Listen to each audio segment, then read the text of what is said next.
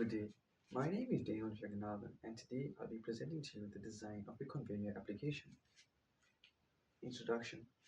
This PowerPoint outlines the design and analysis of a motor control system aimed at demonstrating the principles of automation through object detection.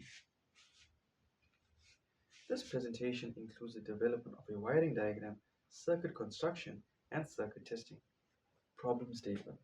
In conveyor applications, the ability to control motor operation through object detection is critical in ensuring efficient material handling and processing. The primary challenge of this experiment was to design a motor control system in which a PNP sensor activates the motor to run in the forward direction for 5 seconds and then must run in reverse. It will then run in forward direction for 5 seconds again if the sensor activates the motor. Literature review.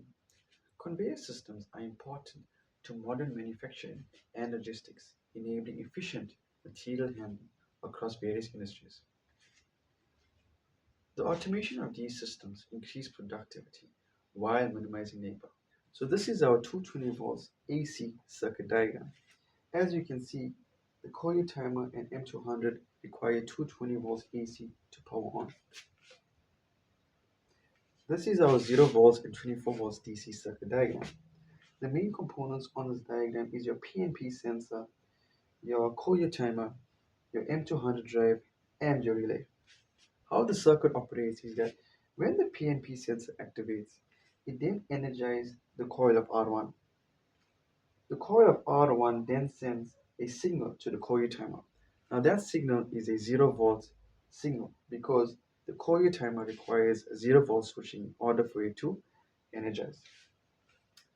The coil timer's common then gets 24 volts DC from the coil timer itself.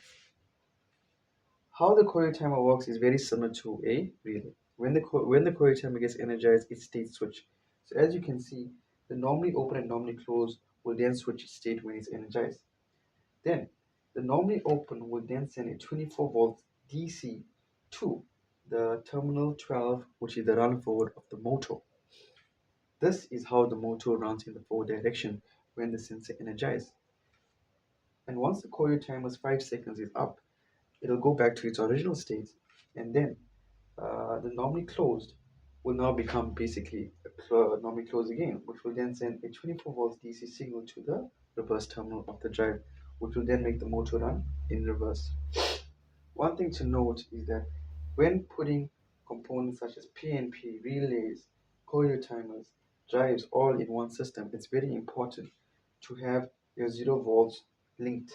So as you can see in the diagram, all the 0 volts are linked, making them all part of the circuit. The circuit also has a push button and your lights. So your forward and reverse lights are also connected to your normally open and normally closed of your coil timer. That's how the lights go on and off. And then lastly, you have a push button, which is normally closed.